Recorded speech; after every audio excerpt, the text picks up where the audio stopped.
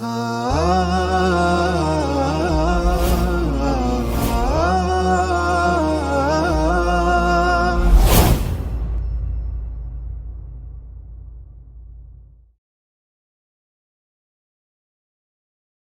Ibu sekalian, kita sudah bahas tentang syarat sahnya sholat, kemudian rukun sholat, kemudian sunnah-sunnah sholat, pembatal-pembatal sholat. Saat ini kita akan bahas tentang perkara-perkara yang dimakruhkan tatkala kita sholat. Maksudnya adalah perkara-perkara yang apabila kita kerjakan, sholat kita tidak batal, namun kita tidak mendapatkan pahala. Jadi ini hal-hal yang seharusnya kita jauhi, walaupun kalau kita kerjakan tidak merusak sholat kita. Apa saja? Yang pertama, mengangkat pandangan ke atas. Jadi orang sholat, tapi pandangan matanya kemana-mana. Ke atas, misalkan ke langit-langit, atau ke kanan, ke kiri. Ini dimakruhkan Bapak Ibu sekalian. Sebagaimana sabda Rasulullah SAW dalam hadis sahih yang diriwayatkan oleh Imam Bukhari, "Ma balu aqwamin yarfa'una absarahum ilas sama'i fi salatihim." Kenapa bisa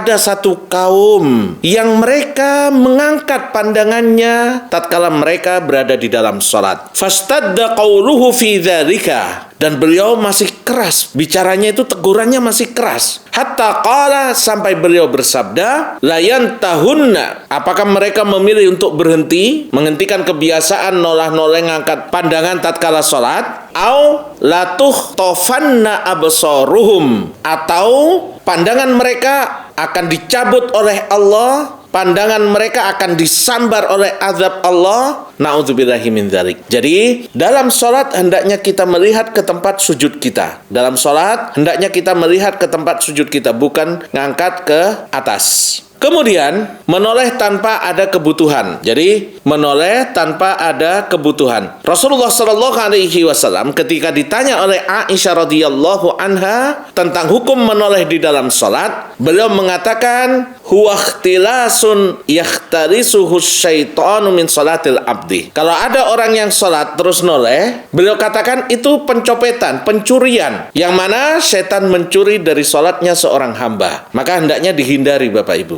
Nah, ini kembali kita mengulang bahwa yang menjadi patokan untuk menghadap ke kiblat itu adalah dada kita, badan kita. Nah, tadi kalau sampai tidak menghadap kiblat, badannya itu mencong, ini membatalkan salat. Tapi kalau badannya tetap ke arah kiblat, cuma pandangannya, kepalanya yang noleh ke kanan atau ke kiri, ini yang dimakruhkan. Kata Rasulullah SAW, itu termasuk pencurian, di mana setan mencuri dari salatnya seorang hamba. Meletakkan tangan di atas mulut tanpa ada kebutuhan. Dalam sebuah hadis Rasulullah SAW naha anis sadri fis shalah. Beliau itu melarang kita untuk menutup wajah, menutup mulut ketika kita melaksanakan sholat, kecuali ada keperluan. Kalau nggak ada keperluan, nggak boleh kita menutup mulut kita, nggak boleh kita menutup wajah kita, terutama laki-laki. Perempuan juga, kecuali ada laki-laki lewat yang bukan mahramnya, dia boleh tutup. Tapi kalau nggak ada, dia tetap harus buka wajahnya dalam sholat. Nah, Bapak Ibu sekalian, di antara yang dibolehkan, seseorang menutup mulutnya atau lisannya ketika dia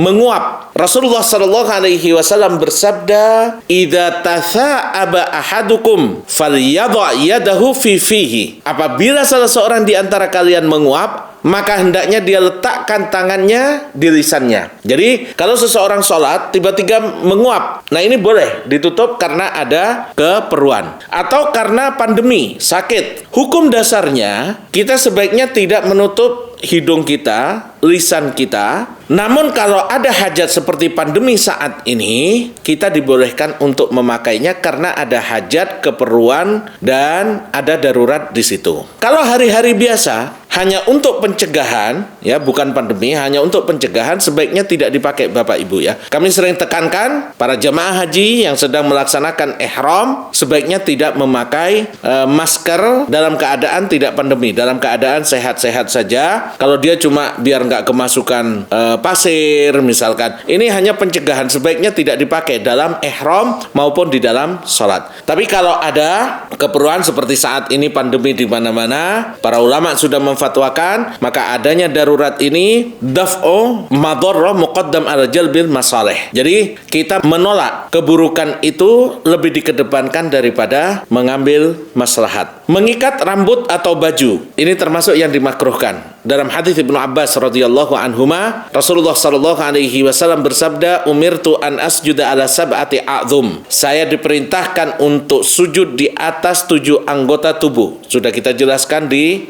sifat sujud. Wa nuhitu, dan aku dilarang oleh Allah an akuffa tsauba, untuk memelinting, untuk melipat pakaian ataupun rambut. Ya. Jadi kalau ada pakaian kepanjangan sebaiknya kita potong, bukan dilipat saat kita sholat. Kemudian meletakkan tangan di atas pinggang. Ini juga dilarang oleh Rasulullah sallallahu alaihi wasallam, di mana beliau menyatakan dalam hadis Abu Hurairah, nahan Nabi sallallahu alaihi wasallam ayyusalli ar-rajulu mukhtasiran. Rasulullah melarang seseorang untuk sholat dalam keadaan berkaca pinggang. Jadi tangannya diletakkan di pinggang, berkaca pinggang. Ini termasuk yang dimakruhkan, karena sunnahnya tangan kanan kita letakkan di atas tangan kiri di dada kita. Yang berikutnya, yang keenam, menahan kencing atau kentut atau buang air besar, atau makanan sudah tersedia, dia lapar, ini dimakruhkan. Rasulullah sallallahu alaihi wasallam bersabda, la sholata bi hadratit ta'am. Tidak sempurna salat seseorang, jadi la di sini artinya tidak sempurna, bukan tidak sah. Tidak sempurna salat seseorang apabila makanan sudah tersedia. Di sini kata para ulama ada 2 syarat, Bapak Ibu. Yang pertama, makanan itu sudah tersedia. Artinya bukan masih dimasak, baru dipotong-potong, wah nunggu dulu sampai matang baru sholat. Enggak, makanan udah tersedia, udah di atas meja. Lalu yang kedua, hajah. Dia memang lapar, kalau dia sholat nanti ingat makan terus gitu. Nah, kalau zaman kita ini kan makanan selalu tersedia, dan biasanya kita sudah ada jadwal makan. Nah, ini tentunya Bapak Ibu sekalian, tidak sempurna sholat seseorang apabila dia dalam keadaan lapar, makanan sudah tersedia,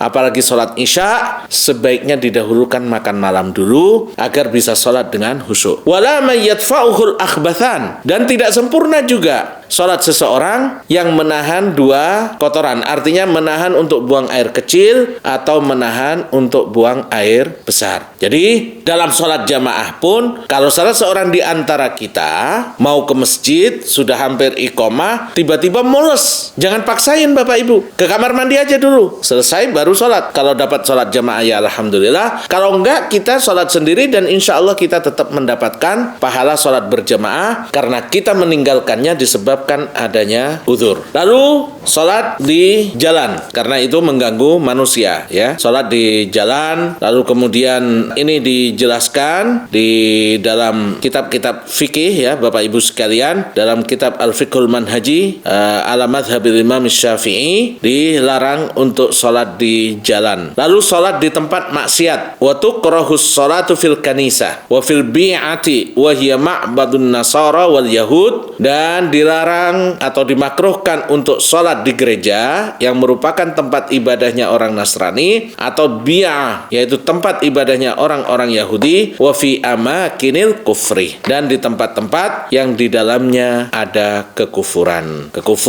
kemaksiatan. Ini dihindari untuk sholat di tempat-tempat yang ada nilai-nilai kekufurannya, nilai-nilai kesyirikan atau nilai-nilai kemaksiatan. Sebaiknya kita hindari untuk sholat di dalamnya. Inilah hal-hal yang dimakruhkan di dalam melaksanakan sholat. Yuk ikut jadi orang tua asuh untuk lebih dari 5.000 penghafal Al-Quran.